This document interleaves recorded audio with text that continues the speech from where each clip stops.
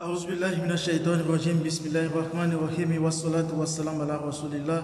Chers frères, chers sœurs, que la grâce et la bénédiction d'Allah soient sur tout un chacun de nous. Et tel que nous l'avons dit, nous avions dit que nous allons nous rappeler les conditions d'un repenti sincère.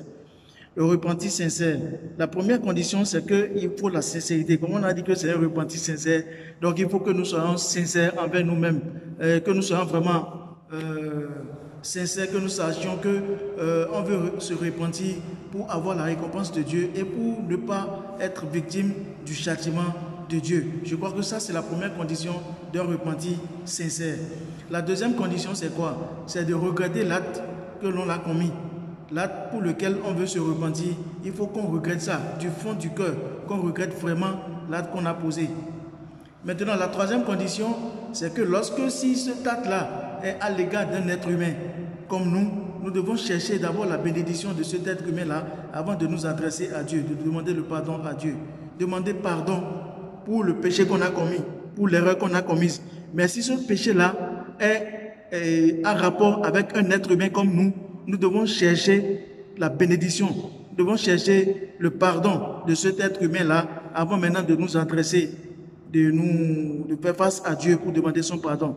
Parce que son pardon de cet être humain-là que nous avons offensé va conditionner l'acceptation du pardon de Dieu. Donc c'est très important. Ça, c'est la troisième condition. Et la quatrième condition, c'est quoi? C'est de prendre la ferme résolution, d'être totalement déterminé, de ne plus reprendre le même acte que nous avions commis et qui est l'acte qui a offensé Dieu, c'est-à-dire l'acte avec lequel nous avons offensé Dieu. Nous prenons la ferme résolution de ne plus repartir, de ne plus revenir sur cet acte-là, l'acte pour lequel on est en train de se repentir. C'est très important. Maintenant, d'après l'unanimité des savants, on a bien précisé que, et ça a rapport avec le verset coranique, que le repentir est accepté de Dieu lorsque il est acceptable. Le repentir est accepté jusqu'au moment où il est acceptable. Parce que Dieu a bien dit, وَلَيْسَتِ التَّوْبَةُ عَلَى الَّذِينَ يَعْمَلُونَ السَّيِّئَاتِ حَتَّى إِذَا جَاءَ أَحَدَهُمُ الْمَوْتُ فَقَالَ إِنِّي تُبْتُ الْآنَ وَلَا الَّذِينَ يَمُوتُونَ وَهُمْ كُفَّارٌ. Donc, le repentir n'est pas accordé à celui qui s'est vu déjà en position de faiblesse. C'est-à-dire qu'il a vu que, bon, là où il est là, c'est parce qu'il ne peut plus éviter de commettre le péché là, qu'il veut maintenant se repentir par rapport à ça. Dieu ne va pas lui pardonner ça là. Dieu pardonne lorsqu'on a encore la force de commettre la même erreur et qu'on se repent sincèrement par rapport à ça, on délaisse cela. On a encore la force de le faire.